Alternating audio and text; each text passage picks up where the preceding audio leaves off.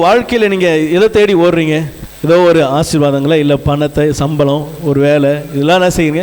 எல்லாமே இந்த பணத்தை சார்ந்து தான் இருக்குதுன்னு வச்சுக்கிங்களேன். இப்போ நம்ம இதுக்காக தான் என்ன செய்கிறோம்? மற்ற காரியங்கள்லாம் எந்த வேலை செஞ்சாலும் ஏதோ ஒரு வருமானம் வரணும், ஏதோ ஒரு காரியம் வரணும்.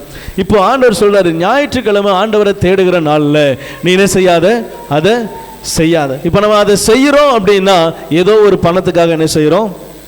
ஏதோ உலகத்தில் இருக்கிற ஒரு ஆதாயத்துக்காக என்ன செய்கிறோம்? அதை செய்கிறோம், அப்படி தானே?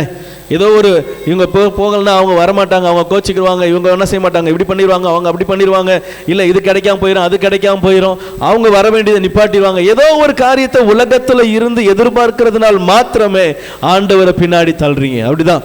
அதுதான் உண்மை, அதுதான் நிதர்சனம், நீ இல்லைன்னு சொல்ல மறுக்கவே முடியாது. அப்போ ஆண்டவர் சொல்றாரு, நீ என்னையே பின்னாடி என்ன செஞ்சுட்ட? தள்ளிட்ட, அந்த மனுஷனை முன்னாடி வச்சுட்ட. அப்ப யார் முக்கியப்படுத்துற? யாரை முக்கியப்படுத்துறேன் நானு? ஆண்டவர் என்னை பார்த்து கேள்வி கேட்கிறாரு, தம்பி உன்னை உருவாக்குனது யாரு? நீங்க தான்ப்பா.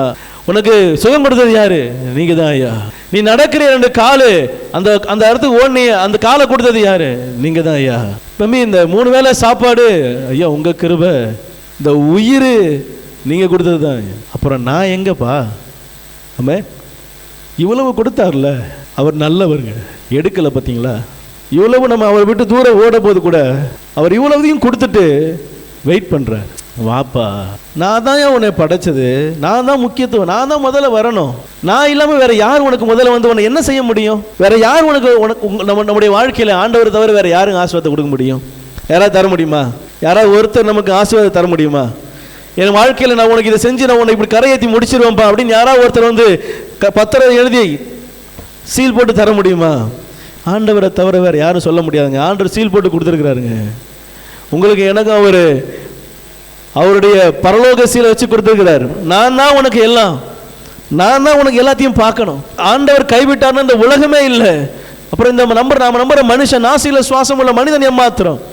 ஆண்டவர் சொல்றாரு, என்னை பின்னாடி தள்ளாத, என்னை பின்னாடி தள்ளாத. என்னை பின்னாடி தள்ளனா பாதிக்கப்பட போறது நீதான்.